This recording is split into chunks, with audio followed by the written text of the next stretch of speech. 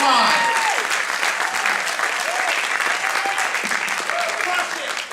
Crush it. Yeah, baby. Misha is amazing. Thank you so much. That's the important stuff. I'm trying not to curse anymore because of Misha, so if I curse, please boo me collectively. Thank you. Number one, I'm very flattered to be here, Jeff. Thank you so much for inviting me or allowing me to be here. I want to talk about something pretty specific since it's a short period of time, and I also want to just tell all of you how awesome it is that you're here. It's really interesting. I own a traditional retail company, and I do a lot of different things, and I live in a lot of different spaces because of that, and it's just shocking to me how awesome and ridiculously lucky every person in this room is that they know, bless you, that they know what's going on. And I think it's a massive advantage. I think because we all run in the same circle with each other, with other, we think we're smart people, you know, you lose sight of what kind of advantage we have, that the fact that we even know what this conference is about. So big ups to you. I want to talk about scaling. Some of you might know that my little brother, who I love with all my heart, AJ, and I have started a consulting company called Vaynerchuk, and we started meeting with a lot of people, and I think it's quite fascinating what's happening. I give my spiel, and then the answer comes out every single time. When do I do my real job? You want me to sit there and spend 7 hours on search.twitter and blog search and engage with people? And I go, yep. And they go, when the hell am I supposed to do my real job? I have a frickin', see I said frickin' question. When was caring not a real job? I'm serious. Because that's what I do. Now, of course, you do things that are not always just on you. You're only one human being. It's not scalable. But the fact of the matter is this. Spending 7 hours a day or 15 hours a day in search.twitter. See, you know what Twitter did? A lot of people are like, Gary, I gotta be honest with you. I think that you got sidetracked. You're spending too much time in there and you're not doing your real stuff. And the funny part is that what I think Twitter has done more than anything for me, and social media in general, whatever the hell you want to call it, because I actually prefer to just call it business, is that it's allowed me to scale my caring. I actually now can listen to what people say. The fact that I care and don't mind that if I get negative publicity to spend 6 hours in trying to fix it because I give a crap is a very big deal and a massive opportunity. If you told marketers or business people or human beings that actually gave a crap that you would have the ability, because of tools that are built on top of this massive platform called the internet, which by the way is only 14 years old as we know it, the modern internet that we use. I mean, the internet hasn't even had sex yet and it's already dominating. So let's really realize that. That being said, the fact that these tools are being built on top of this and that you could have the ability to hear everything that's said about you or your brand or your product and your business, and you have the ability, if you care enough, to execute and get in there and at least give your point of view and really interact is downright phenomenal. The fact that I can do that while I'm taking a dump is huge to me. Because what that means to me is that I'm scalable in my caring. And that's been the biggest shift and what this product and what this space means. All those people that say, wow, I actually feel like, you know, like my mom's friends or grandma's friends are like, oh, people are losing the touch and you don't meet each other anymore and all this weird. That is so asinine, because I promise you, I feel it directly in my heart when somebody says something nice or negative out there, and I know that when I reach out to people and email them 1 minute after they called me a douchebag full of hot air and said, love to meet you and at least show you, I think I got a little something, they're blown away by that. That, my friends, is caring. Every person that gives me advice in this space and outside this space has continuously told me that it's not scalable, that it's not a good idea, that you shouldn't worry about what every idiot says, or, oh, look, they only have 13 followers. Can we get out of the culture where the amount of followers you have indicates who the fuck you are?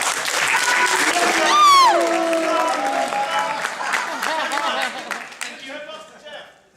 That's a great idea. tip jar and then donate. Thank you. Thank you. I'm going somewhere with that. Yes, we're gonna.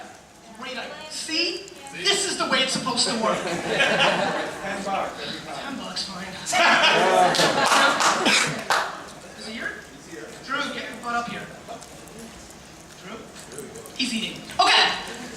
That being said, the fact that we're in that place, I am not going to value my effort into responding to a negative comment or a positive comment based on how many followers or Facebook fan page friends that person has. I'm going to continue to hustle as hard as I can, and it is becoming less scalable. You do get more and more followers. I have 500,000, that's hard, but I live on search.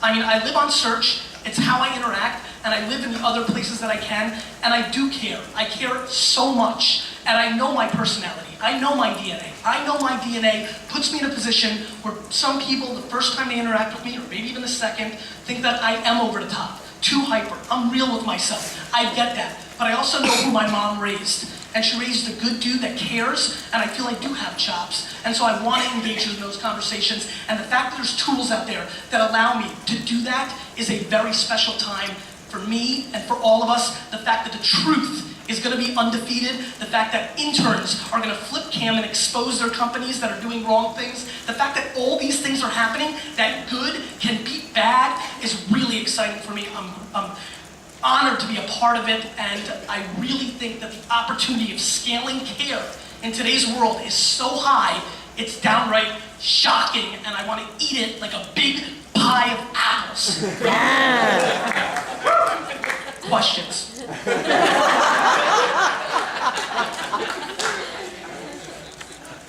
Oh, two things. Thank you for that. Two things. One, I am going to be on Fallon tonight. We're doing some ridiculous stuff, so we're having a viewing party. A lot of you are from out of town. It's a great chance for me to hug and thumb wrestle you or throw some bowling balls. So tonight, please pass it on to everybody. I want everybody there because I don't think there's anything that late tonight. From 11 to 2 a.m. at Lucky Stripes, right? Lucky Stripe, that makes sense. Stripe, not Stripes. So please come by and say hello. Where is it? What's up? Yeah, Port Authority. No, I think it's on the West Side Highway, right? 42nd and 12th, something like that? 42nd and 12th. Google it. It is 2009. Questions? I saw one coming. Yes, dear. What are your search terms? My name, and when you That's have it? Vaynerchuk, there's a lot of variations. So I search my name, I search my library, and then I do I always need maybe somebody that followed me saw the other day, I twittered out my AOL Instant Messenger.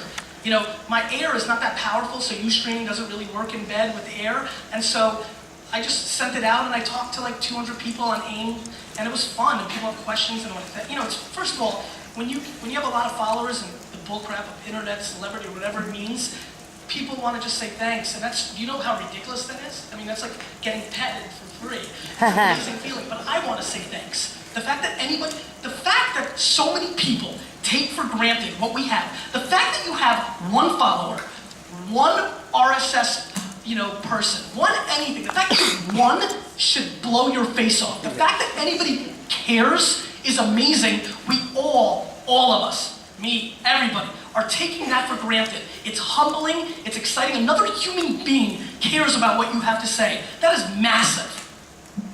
Yes, sir. Talk a little bit about what caring means to you and vulnerability and your relationship to trust. Yeah, I think that's a great question. Caring, vulnerability, trust. I think it means something different to everybody. We all have very distinct DNA. For me, it's imperative for me not to be full of shit. To every else that I have, Oh. Keep it tally. Your revenue stream's gonna go way down. Gary, you're cancer by the time you're done.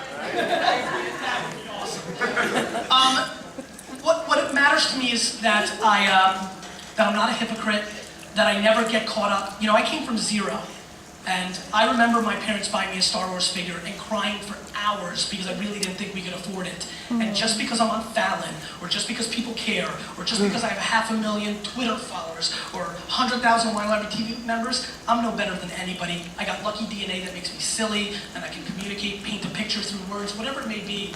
My goal is to just be as Be who I am. Don't apologize for being competitive. Don't apologize for the fact that I want to buy the jets, which means I need to make money. Don't apologize for anything that I am, but never take myself too serious. I really think I'm one of the great contradictions of all time.